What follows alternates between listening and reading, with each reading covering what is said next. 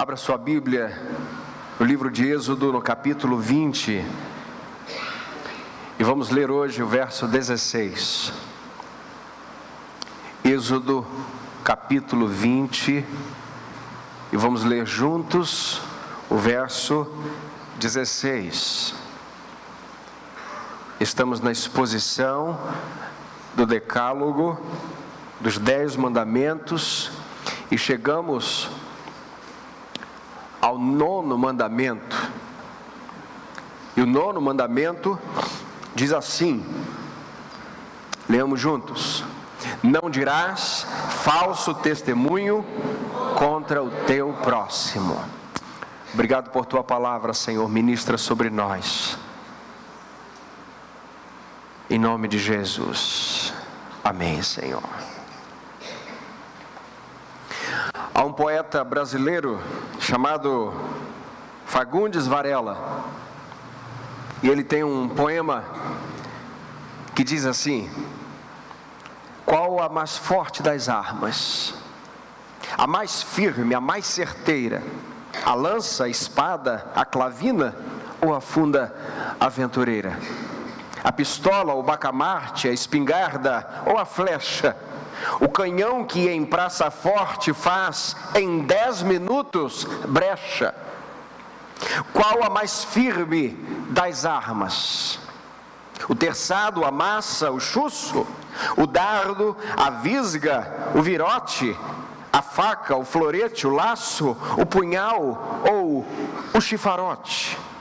A mais tremenda das armas, pior que a durindana, atendei, meus bons amigos, se apelida a língua humana. Não está na Bíblia, mas é um texto muito forte. Não existe arma mais letal nessa vida do que a língua humana. Uma palavra que atravessa gerações e oceanos, fazendo mal a pessoas, a vidas, a famílias, a entidades. O homem, meus irmãos, tem estendido o seu domínio. O homem disse que já foi à lua, e aí você pode discordar. Há espaço para isso. Mas o homem hoje já foi e visitou os lugares mais remotos da terra, estendeu o seu domínio sobre os mares, sobre as terras, já habita partes que antes eram inabitáveis. O homem tem crescido no domínio da ciência, mas não houve nenhuma geração que pudesse dominar a própria língua. O homem domina muita coisa, mas o homem ainda, naturalmente, ainda não domina a sua própria língua. E naturalmente, na verdade, nunca dominará a sua própria língua. E quando nós percebemos isso, quando nós sabemos disso, chegamos então diante de um texto que diz: não dirás falso testemunho contra o teu próximo. E quem é o meu próximo? O meu próximo é o outro, é qualquer outro. Ele é o meu próximo, é o meu semelhante. E o que é levantar falso testemunho? Levantar falso testemunho é tudo aquilo que a gente faz de maligno, de mal, com a boca contra alguém. Tudo aquilo que nós proferimos e que prejudica alguém, torna-se então um falso testemunho. E há uma pergunta: por que o falso testemunho é reprovado então por Deus e deve ser tão odioso e tão odiado por nós? Essa é uma pergunta, porque o falso testemunho é algo tão detestável. Primeira razão: o falso testemunho claramente milita contra a verdade. Pelo atributo simples de ser falso. Porque algo falso pode se multiplicar em várias falsificações, mas a verdade só há em uma versão. Por isso Jesus declarou que ele não é uma das verdades, mas ele é a verdade. As mentiras são várias, as versões falsas são várias. E Deus sempre teve cuidado, desde o Antigo Testamento, na Antiga Aliança, em mostrar ao povo que não deveriam levantar falso contra o próximo. Porque levantar falso contra o próximo não é algo que vem da pessoa de Deus. É algo que milita contra a verdade. 3 capítulos depois do texto que lemos, lá em Êxodo capítulo 23, nos versos 1 a 3, diz assim, leia comigo: não espalharás falsos boatos, nem farás acordo com o ímpio, para seres testemunha injusta. E o outro verso diz, leia junto: não te juntarás à maioria para fazer o mal, nem darás testemunho em juízo que perverta a justiça, para acompanhar a maioria, nem mesmo para favorecer o pobre em sua causa. Note, o que a Bíblia está dizendo é: não há prerrogativas que justifique um falso testemunho. E esse texto aqui está dizendo, está mostrando como é que o povo na antiga aliança deveria se comportar diante de uma acusação, diante de algo que estivesse sendo notado.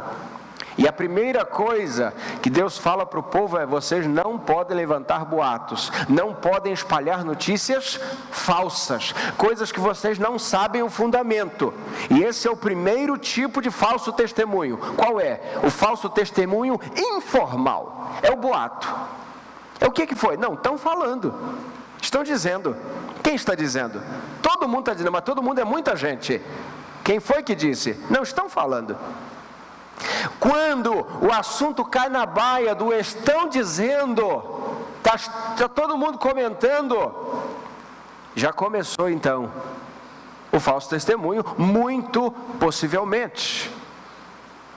Porque um testemunho, ele é falso, não somente pelo atributo de não ser verdade, mas também pelo atributo de eu não ter visto, porque eu não posso testemunhar uma coisa que não vi. Compreende? Por isso eu sou uma falsa testemunha, não porque eu não estou dizendo a verdade, mas porque eu não vi o fato, eu não tenho provas contundentes. Então, à medida que eu não vejo, à medida que eu não sei, mas espalho algo, eu me torno uma falsa testemunha, porque eu estou dizendo algo como que vi, mas não vi. Você viu? Não, não vi, mas está todo mundo dizendo. E quem me disse tem credibilidade. Se tivesse tanta credibilidade, talvez não tivesse lhe dito. Porque todo melhor amigo tem um melhor amigo melhor do que você. Ou não? Então, muito cuidado com os melhores amigos que você compõe aí as suas lágrimas, as suas histórias, que é muito possível que ele sempre tenha um melhor amigo que tem um monte de outros melhores amigos, sobretudo melhores amigos de internet, e todas as coisas vão voando e vão passando, e depois tudo se torna como um saco de penas lançado no vento, e todo mundo tenta ir atrás para catar, mas o vento já levou e a coisa se torna irrecuperável. Não dirás falso testemunho contra o teu próximo. E a segunda forma que o texto nos mostra é o jeito formal, ou seja, testemunhar em juízo. Em juízo. E o texto está dizendo o seguinte: ainda que a maioria esteja dizendo algo, ou ainda que o pobre necessite de um falso testemunho seu, não dê falso testemunho. Não diga o que não é verdade. Ah, mas é para ajudar o pobre. Não importa, isso não justifica. Quem cuida do pobre é o Senhor através da verdade, nunca da injustiça. E aqui, meus irmãos, é importante a gente compreender que tanta gente é chamada diante da justiça e profere mentiras. O homem pode até não descobrir, mas a justiça de Deus está vendo. Em Provérbios capítulo 19, verso 28, diz assim, lê comigo: a falsa testemunha ridiculariza a justiça, devora a maldade a boca do ímpio. A falsa testemunha torna a justiça ridícula.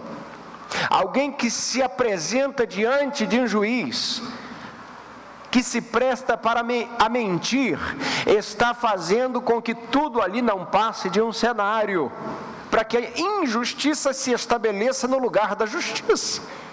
Por isso eu quero dizer o seguinte: se você um dia foi dispensado do seu trabalho, ou você foi injustiçado, seja você um chefe, seja você um empregado, seja você um empregador, seja você o líder, seja você quem serve, nunca recorra ao artifício da mentira, seja de um jeito informal, ou seja de um jeito formal, ou seja em juízo, porque isso torna a justiça ridícula, e toda justiça de fato executada procede de Deus. E não deveríamos entrar de maneira alguma em qualquer gueto de possibilidade de tornar as coisas de Deus, a justiça de Deus, ainda que revelada diante dos homens, algo ridículo. Não levantarás falso testemunho. A gente que se torna parasita do sistema. Nós cremos que Deus abençoe o trabalho dos juízes e dos advogados, e eu poderia perder as contas com os dedos das duas mãos de quantos bons advogados nós conhecemos, mas há algumas minorias que se levantam e se especializam em extorquir o alheio, que fica procurando brecha exatamente para extorquir o outro lado. E se fosse o outro lado a contratá-lo, ele faria o mesmo com a outra parte, porque a ele não importa a justiça, importa o ganho. Por isso, é muito importante que a gente compreenda que a justiça de Deus se estabelece na verdade, se estabelece com aquilo que de fato aconteceu. E por que Deus está dizendo não levante falso testemunho? Porque na antiga aliança as pessoas eram julgadas através do testemunho de outras pessoas. Deuteronômio capítulo 19, versos 15 a 19 diz assim: quem tiver de morrer será morto pela palavra de 2 ou 3 testemunhas, mas não morrerá pela palavra de uma só testemunha. Ou seja, se alguém levantasse um falso, ninguém poderia dizer que era verdade.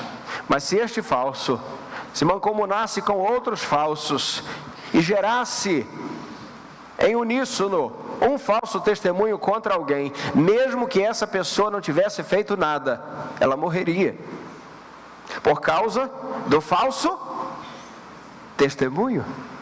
E aí você compreende por que está escrito lá em Provérbios capítulo 18, verso 21, que na língua está o poder da vida e da morte. A morte e a vida estão no poder da língua. E alguns dizem o seguinte: está vendo aí, pastor? Aqui nós sabemos que a palavra tem poder. Olha só, que confusão teológica que o povo faz. Pega isso aqui e transforme isso aqui num lema de confissão positiva. O que você fala acontece, o que você profere acontece, e você não pode dizer isso ou aquilo, porque não é isso que o texto está falando. O texto está num contexto onde as pessoas morriam ou eram deixadas vivas de acordo com o testemunho alheio. Os irmãos compreendem? Agora tem gente que pega isso aqui e diz o seguinte: não, se você falar um negócio desse, acontece. Meus irmãos, se acontecesse tudo de ruim que falam contra a gente, Deus nos livre e guarde, a gente não estaria nem aqui. É ou não é? É claro, não desprezemos as outras influências e tipos de poderes em que há na palavra. Um deles está aqui: o testemunho de alguém pode preservar ou ceifar a vida de outra pessoa. Isso é um poder que a palavra tem.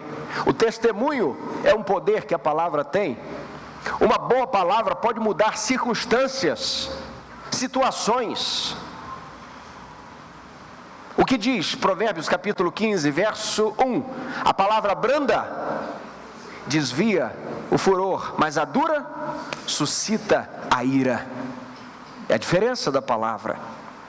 Nós temos sim que ter cuidado com a palavra, mas só tem um que fez com que as coisas acontecessem somente pela palavra. É aquele que disse: haja luz e houve luz. Antes, na eternidade, ele já tinha todo o poder e fez todas as coisas pela sua palavra e encarnou essa palavra, e a palavra do Deus Pai se chama Cristo encarnado entre nós, o Verbo de Deus. Mas fora dele ninguém fala e acontece.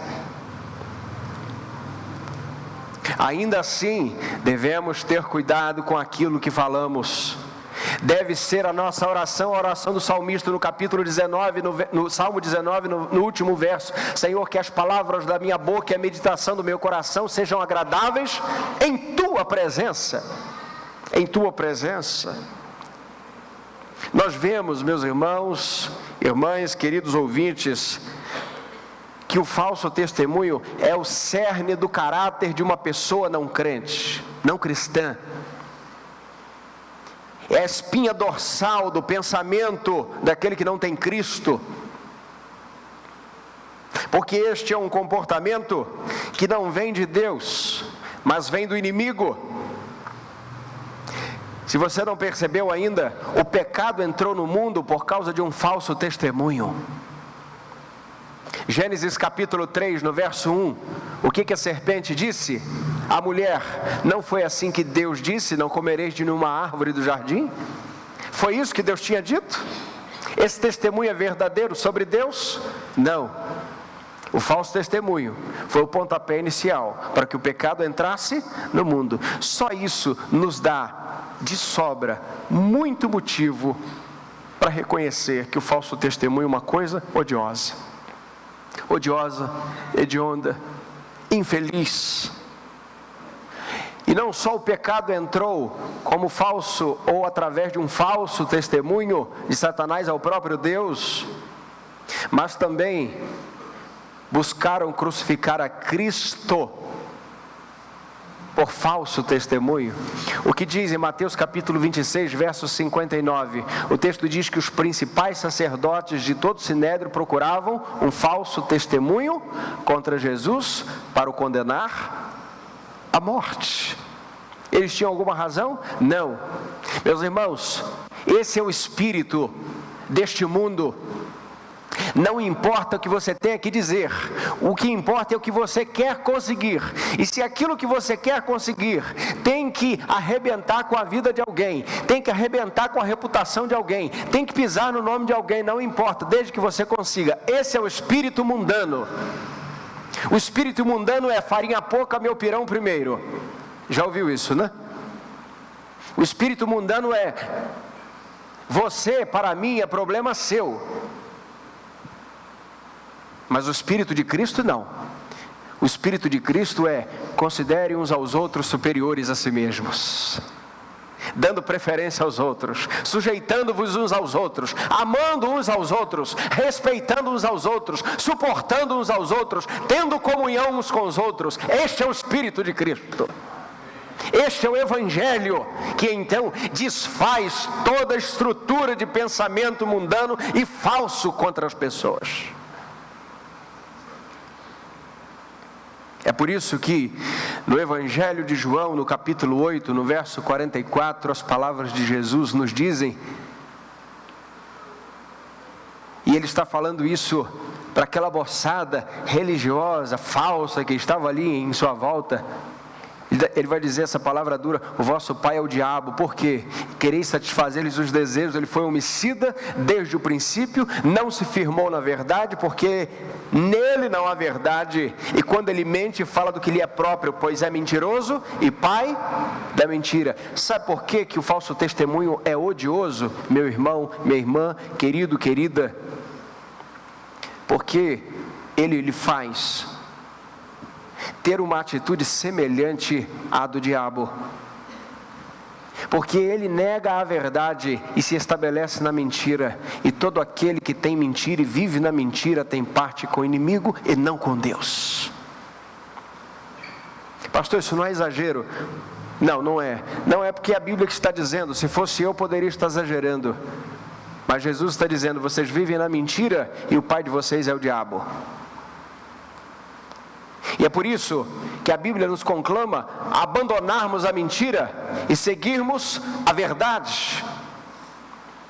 E diante disso, Paulo vai dizer em Colossenses capítulo 3, vocês não devem mentir uns aos outros, pois já vos despistes do velho homem com suas ações. Veja o que Paulo está dizendo.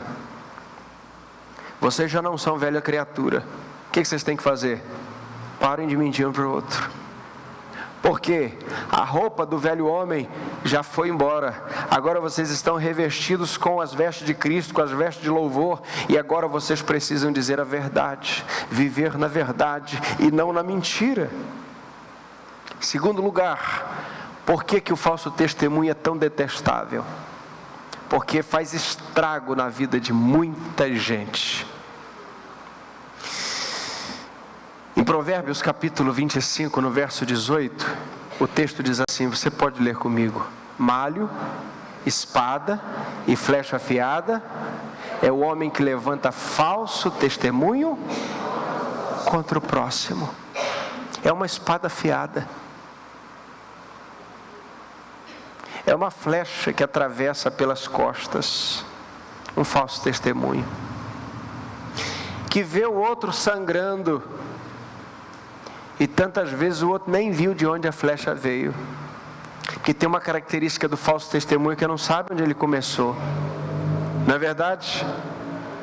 Que aquilo tem um poder de alastrar tão grande que não tem polícia federal que detecte onde começou esse falso testemunho. Porque o inimigo é o mestre dos disfarces. Ele faz tudo na escuridão, mas Deus trabalha na luz. E nós estamos sendo chamados para vivermos na luz. O falso testemunho é odioso porque arrebenta com a vida de muita gente.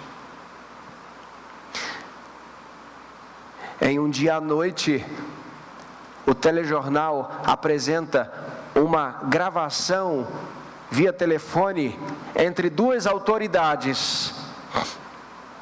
Conversa, palavras. E aquele conteúdo não é muito próprio.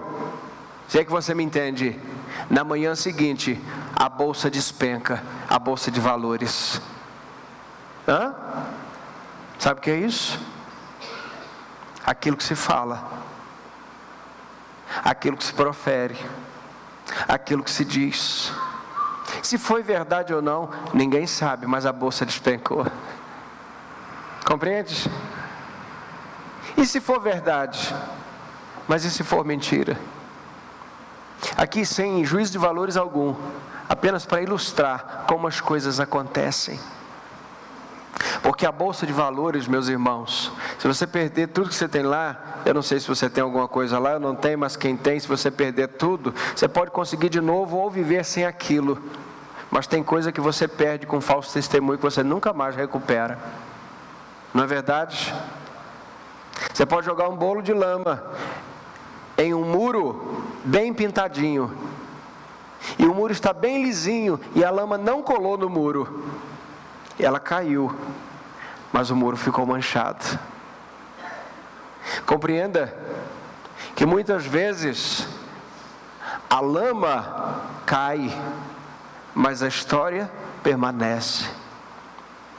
O falso testemunho é odioso porque ele destrói relacionamentos duradouros.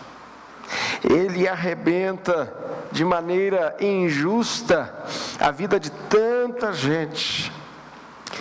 No capítulo 16 de Provérbios, nos versos 27 e 28, diz que o homem sem escrúpulo causa o mal, e nos seus lábios há algo como fogo devorador.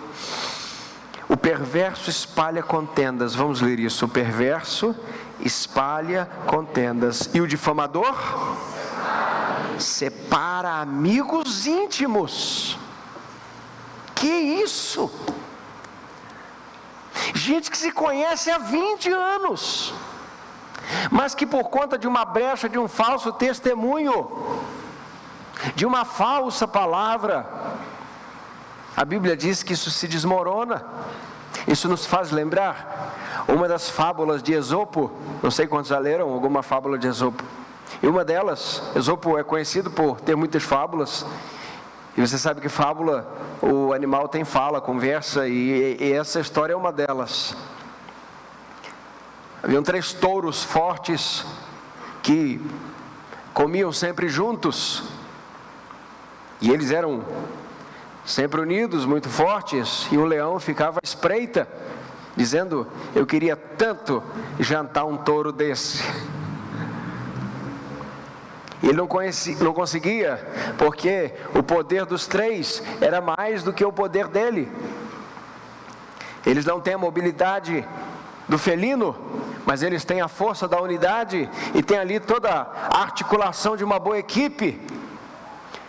Então o leão começou a lançar e mandar recados entre eles, falsos testemunhos e palavras estranhas sobre eles de um para o outro. Então diz a fábula que a partir daquele tempo eles se separam. E a partir daquele tempo o leão pode escolher quem vai devorar primeiro. O falso testemunho é odioso porque ele separa gente que se ama. Gente que precisa caminhar junto. Sabe por quê? Porque a palavra fere o coração. E a gente precisa ter muito cuidado com aquilo que a gente fala quando a gente está de sangue quente. Porque quando a gente está de sangue quente, a gente fala um monte de bobagem que não é verdade, mas simplesmente para alimentar o ego do velho homem, para fazer uma massagem, fazer um pilates em Adão, aquela velha natureza que jaz em você. Naquele momento onde você tem toda a razão, você dá aquela rajada vomitando tudo aquilo que de fato você não pensa, mas porque você deve ferir o alheio, porque você tem razão, então você metralha ele. E ainda que não seja verdade, você diz, porque aquilo alimenta o seu ego. Veja, você não pensa aquilo, você não quer pensar aquilo, mas a sua raiva, a sua ira fez com que você proferisse aquilo. E aquele falso testemunho, ainda que o outro creia não ser verdade, não sairá da mente do outro. Por isso, é muito importante a gente pedir o Espírito Santo que nos ajude a contar até 10. E se for pouco, a gente precisa contar mais. Até 100. Contar até 70 vezes 7 por dia, para perder a conta. Quem acha isso fácil? Ninguém acha. Se fosse fácil, Cristo não precisava ter morrido na cruz por nós. Se fosse fácil, Deus não precisaria dar o seu único e amado Filho por nós. E aí, meus irmãos, a gente compreende que o alcance da língua é mais violento do que o alcance das armas. E que a língua, e que a maledicência, e que o falso testemunho se prolifera mais rapidamente do que a peste mais mortal. E que mata mais gente do que qualquer outra arma na vida. Porque muita gente usa arma de fogo ou usa arma de corte exatamente porque antes disso uma arma já foi usada, a língua. E a de fogo e a lâmina é só uma consequência do geral, é só uma consequência do todo.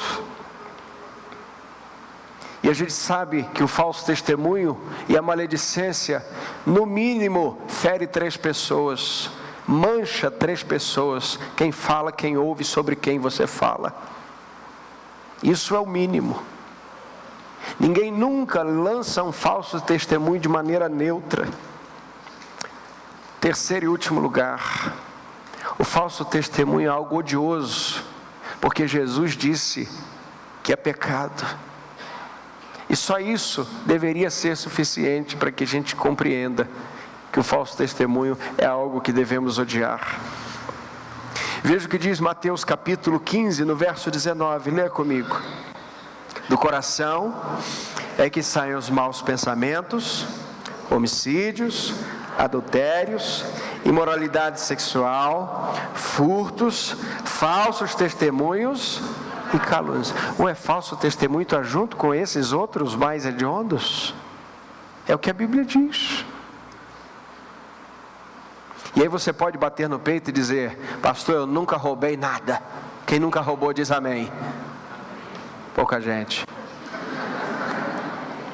Pastor, eu nunca pisei fora da linha. Mas de repente se perguntar: já levantou um falso contra alguém? Já fez uma calúniazinha?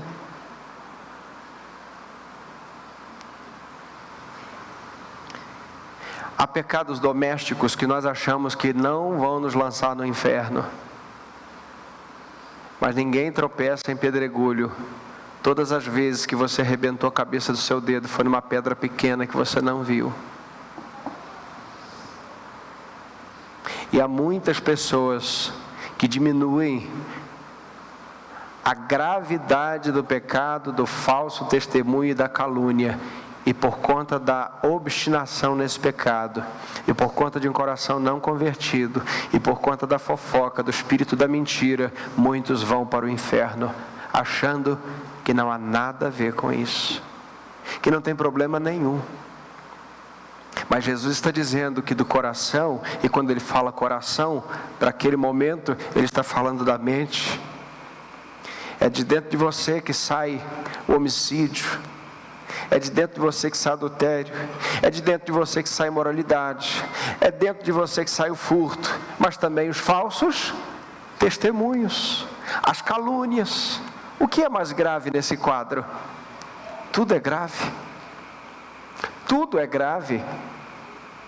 Como lá em Gálatas capítulo 5, nós sempre nos chocamos com os pecados mais imorais aparentemente, não é? Dos frutos das obras da carne, a partir do verso 19 ali, de Gálatas 5. Mas nós não percebemos que no meio daquele bojo de grandes pecados, que a gente acha que são grandes pecados, ali a inveja, ao partidarismo, a facção, são pecados idênticos. Por isso, meus irmãos, a gente percebe que Deus também odeia o falso testemunho. Atos capítulo 5, um homem e uma mulher se juntam, marido e mulher, e dizem o seguinte: vamos ao culto e vamos levar a oferta do terreno que nós vendemos. Ananias e Safira. E eles disseram o seguinte: olha, o terreno foi tanto, o pessoal está vendendo terreno, está levando as propriedades, o valor das propriedades, então vamos fazer o seguinte, vamos entrar nessa, mas vamos reter um pedaço para nós, um pedaço, ninguém vai ver. E a gente diz que deu tudo, a gente sabe que não deu, mas a gente diz ninguém vai ver isso, porque o que o olho vê o coração não sente, está certo?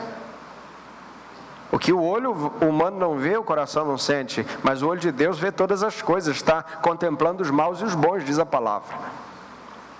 E aí chega o Ananias vai para o culto, e está lá o Pedro, o irmão Pedro dirigindo, Pedrão transformado, cheio do Espírito, aquele apóstolo, não é? Aquele que cortou a orelha dos soldados, esquentadão, agora está ali, não é? Regenerado, abençoado, transformado, dirigindo o culto. De repente viu Ananias e diz o seguinte: vendi um terreno, está aí a porção do terreno, estou dando tudo para a igreja. Aí o Pedro, cheio do Espírito, como quem vê por detrás da cortina da hipocrisia, apóstolo que era: quem foi Ananias que lhe induziu a mentir contra o Espírito?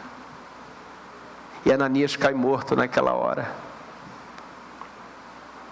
E a gente acha que Deus só deu cabo de pessoas assim na antiga aliança, mas nós vemos o que está acontecendo no livro de Atos, no capítulo 5. Aí chega Safira, serelepe, tal, falando com todo mundo, achando que está bem na foto, porque está, né?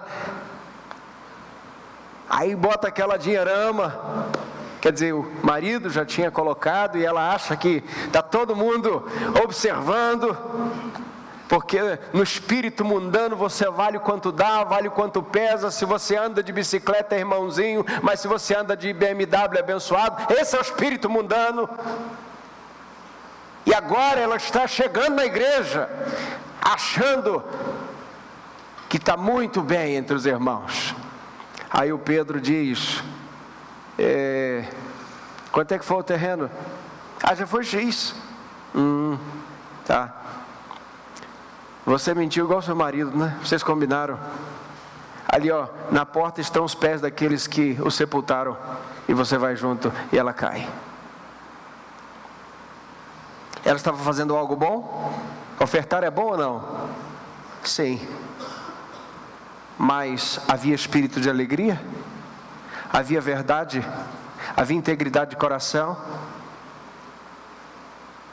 O testemunho dela sobre ela mesma foi verdadeiro? Não. Deus abomina o falso testemunho. Seja contra o próximo, seja sobre você mesmo. E o pior falso testemunho é aquele que você dá sobre você mesmo. Não é verdade?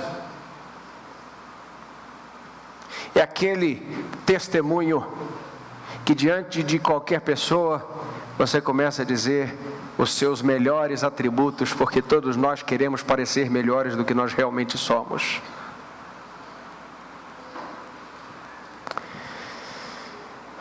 Diante disso, meus irmãos, nos cabe compreender que a Bíblia diz em Apocalipse capítulo 21, no verso 8, que os covardes, os incrédulos, os abomináveis, os homicidas, os adúlteros, os feiticeiros, os idólatras, agora juntos, e todos os mentirosos, a sua parte será no lago ardente de fogo e enxofre, que é a segunda morte. É claro, para todos esses pecados tem perdão, desde que você não queira viver em nenhum desses pecados. Há aqueles que dizem: eu sou verdadeiramente um cristão. Sim, eu sou um cristão. Eu sei músicas cristãs. Eu participo na igreja. Eu dou dízimo. Eu sou até arrolado no hall de membros da igreja. Ótimo. Essas coisas são importantes se você for de fato regenerado. Se não for, você é 2 vezes folido do inferno. Mateus capítulo 23, verso 23, diz que quando alguém faz um prosélito, ou seja, quando alguém faz com que o outro apenas troque de religião e não há conversão no coração, ele deixou de ser filho do inferno para ser 2 vezes filho do inferno. Dura essa palavra? Não é minha, é de Jesus. Mateus, citando Isaías capítulo 29, verso 13, lá no Evangelho de Mateus capítulo 15, verso 8, ele diz: este povo me honra com os lábios, mas o seu coração está longe de mim. Que é isso? Um testemunho que não é verdadeiro sobre a fé. Por isso, meus irmãos, a Bíblia nos mostra que o poder do testemunho é um poder extraordinário. Eu quero terminar falando de 2 bons testemunhos. O testemunho, o valor do testemunho cristão. Aquele testemunho que você confessa não só com a boca, mas confessa com o coração e com a sua vida, conforme diz Mateus capítulo 10, no verso 32. O texto diz assim, leamos juntos: todo aquele que me confessar diante dos homens, eu também confessarei diante do meu Pai que está no céu.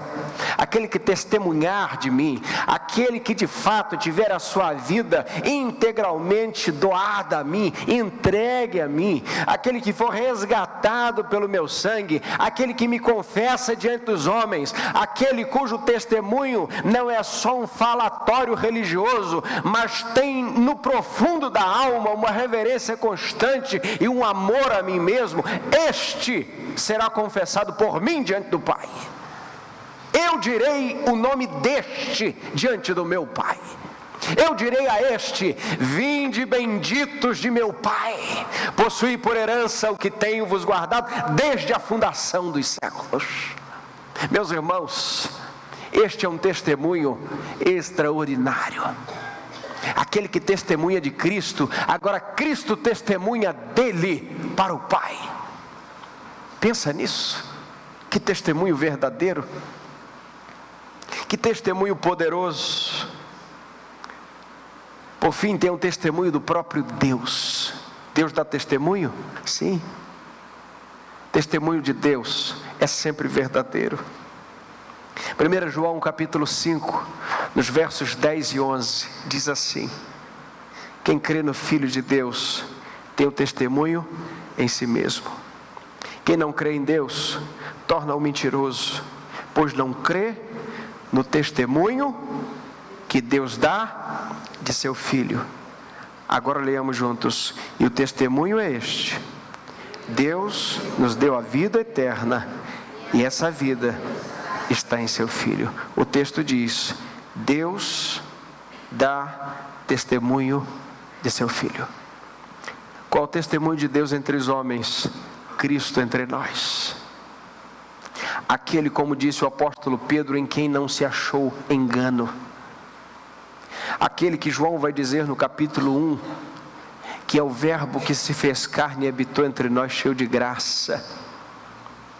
Deus testemunhou de si mesmo entre nós, e o nome deste testemunho é Cristo, e Cristo é a vida eterna de Deus para os homens. Se o mau testemunho, se o falso testemunho dos homens arrebenta com a vida de alguém, o testemunho do Senhor nosso Deus não só nos livra desta vida neste mundo, não das dores, mas nas dores, mas sobretudo nos carrega com Ele, nos dando vida eterna. E aí, a gente tem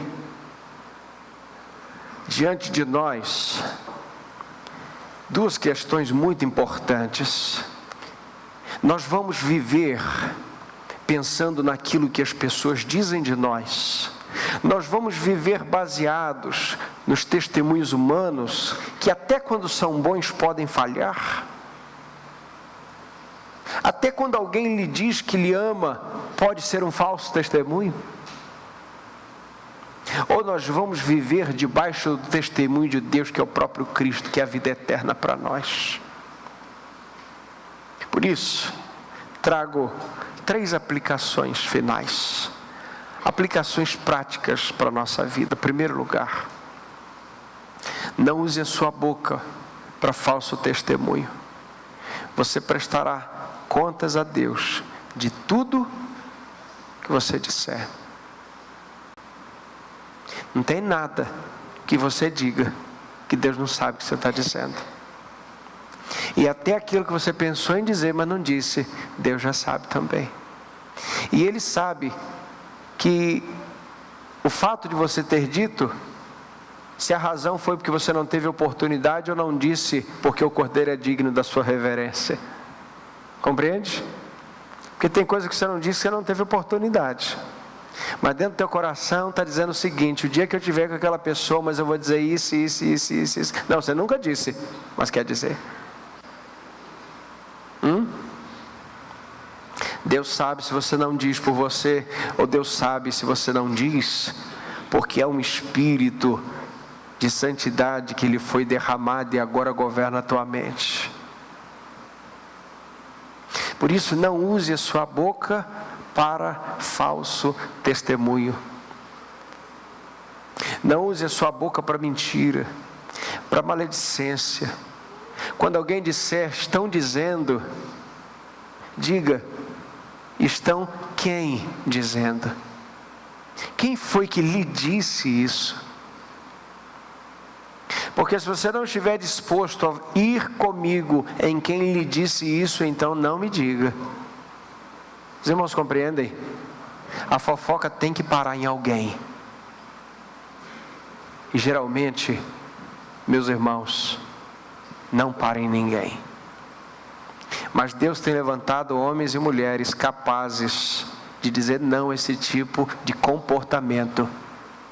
Porque Deus tem nos ensinado a como andar em espírito. Não use a sua boca para difamar ninguém. Segundo lugar, o testemunho da nossa boca é retrato de como está o nosso coração.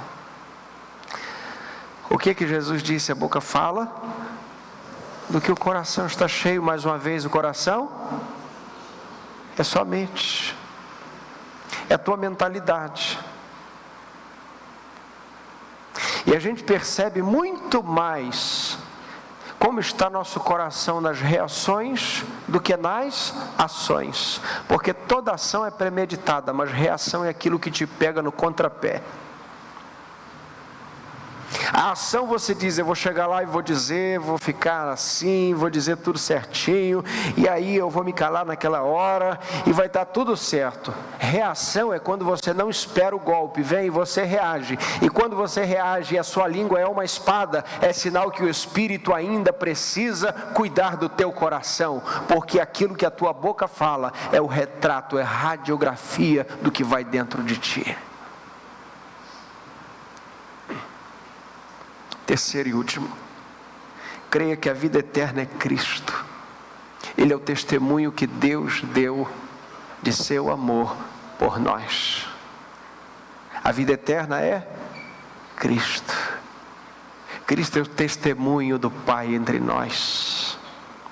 Mas Deus prova o seu amor para conosco pelo fato de Cristo ter morrido por nós quando ainda éramos pecadores. Deus não quis nos ver perfeitos para depois enviar o seu Filho perfeito.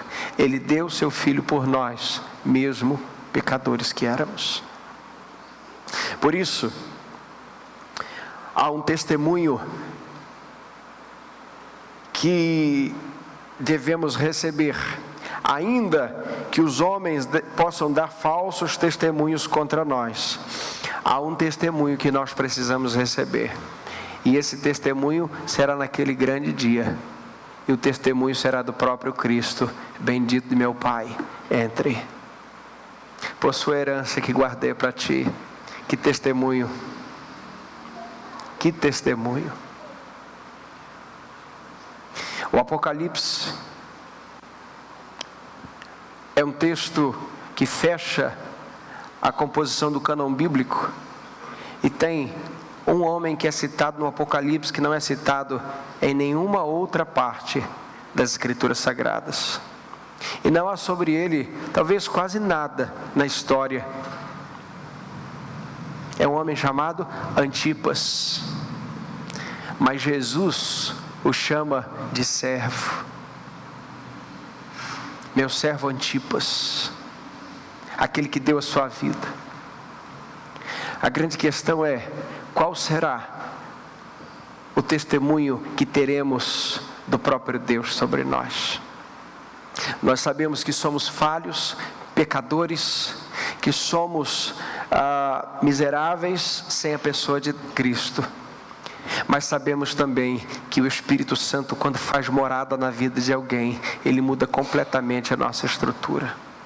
E a gente vai lutando contra tudo que é contra Deus. E isso vai acontecer até o fim da vida. Mas o bem mais precioso que recebemos é o Santo Espírito de Deus que nos foi enviado pelo próprio Jesus. Eu vos enviarei o Consolador. Jesus é a vida eterna. Quem sabe você entrou aqui nessa noite, querido visitante, e não tem certeza de como está a sua alma, ou até tem certeza de como vai seu coração. E eu quero dizer que Cristo é a única saída para você. que o Evangelho, somente o Evangelho pode transformar a sua vida. E que somente Cristo pode transformar o teu coração. E que não existe terapia que alcance onde o sangue de Cristo alcança. E que não existe dinheiro que traga alegria que o Espírito de Cristo nos traz. E que não existe nada que nos levante do chão de maneira tão íntegra e tão plena como as mãos do Senhor nosso Deus. Que Deus nos abençoe nessa noite, em nome de Jesus. Amém, Senhor Deus.